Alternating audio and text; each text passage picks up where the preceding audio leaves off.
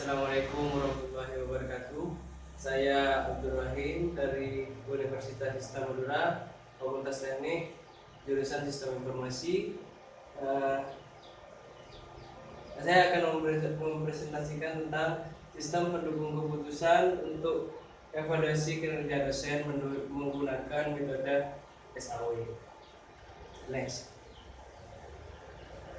Yang melatar belakangi penulisan ini adalah perkembangan teknologi dan informasi, di mana perkembangan teknologi dan informasi saat ini sudah sangat besar. Perkembangan teknologi komputer sudah bisa membantu manusia untuk menerima informasi, misalnya yaitu DSS atau Decision Support System, yang bisa kita bisa kita katakan juga sistem pendukung keputusan. Amikom Cipta Dharma Surakarta setiap tahunnya melakukan evaluasi terhadap kinerja dosennya, di mana evaluasi itu dilakukan oleh mahasiswa dengan mengisi kuesioner. Kuesioner itu sudah terkomputerisasi, namun belum ada aplikasi khusus yang dapat mengelola dalam pengolahan data, memperbaiki kekurangan seperti kesalahan penjumlahan dan dalam penghitungan dan dalam penyajian laporan data tersebut. Next. Apa rumusan yang menjadi rumusan masalah dalam penelitian ini? Yaitu adalah bagaimana membuat sistem yang mampu mengelola dan memproses dalam pengolahan data tersebut, yaitu dalam pengambilan keputusan untuk evaluasi kinerja dosen. Next. Apa tujuan dari penelitian ini? Yang pertama adalah membantu instansi terkait untuk mengolah data. Yang kedua adalah menyajikan informasi sebagai acuan dalam pengambilan keputusan untuk mengevaluasi kinerja dosen di instansi tersebut.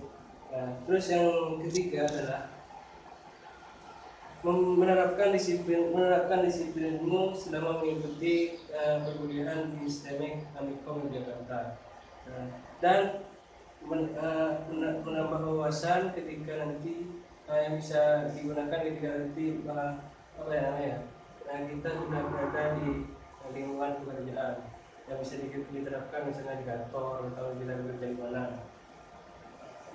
Next.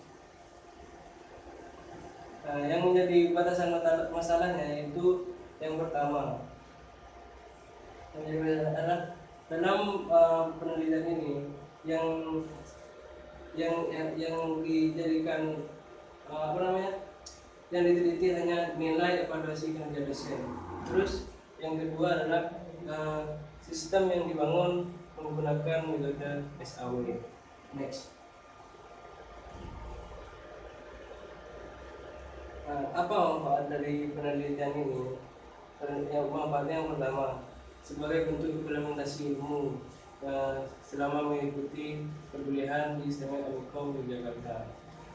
Terus yang kedua adalah sebagai referensi bagi mahasiswa lain setelah yang melakukan penelitian yang sama, itu sebagai referensi untuk melakukan penelitian yang sama. Terus yang ketiga adalah membantu ketika sistem ini diimplementasikan, dapat membantu untuk mengevaluasi kinerja dosen di instansi terkait. Next.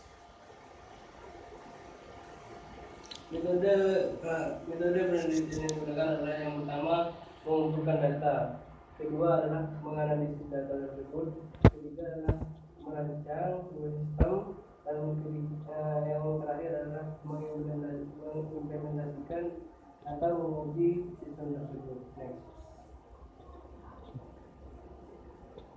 Yang terakhir adalah sistematika penulisan. Apa itu sistematika penulisan? Sistematika penulisan itu kita bisa ibaratkan dengan orang berjalan. Nah, kata Lisbon ialah perjalanan sejauh ribuan kilometer pun itu harus dimulai dari langkah pertama, yaitu kita mulai dari bab 1, bab 2, bab 3, dan sampai bab 5, di mana bab 1 adalah berisi tentang latar belakang, batasan masalah, rumusan masalah, sampai berhasil sebagai konsep ini. Terus bab 2 adalah berisi tentang landasan teori, yang dimana di dalam landasan teori disebut dalam bab ini dibahas tentang sistem informasi, sistem pendukung keputusan, metode simple additive budgeting, analisis sistem, terus perancangan sistem, basis data dan software yang akan digunakan dalam tinjauan umum. Yang ketiga adalah bab 3, yaitu analisis dan perancangan sistem. Nah, yang keempat adalah implementasi sistem, di mana diuraikan tentang bagaimana mengimplementasi sistem tersebut dan mengujinya. Yang terakhir adalah bab 5, di mana dalam bab 5 ini berisi tentang penutup, yaitu saran dan kesimpulan. Ya, itulah presentasi dari saya. Kurang lebihnya saya mohon maaf. Assalamualaikum warahmatullahi wabarakatuh.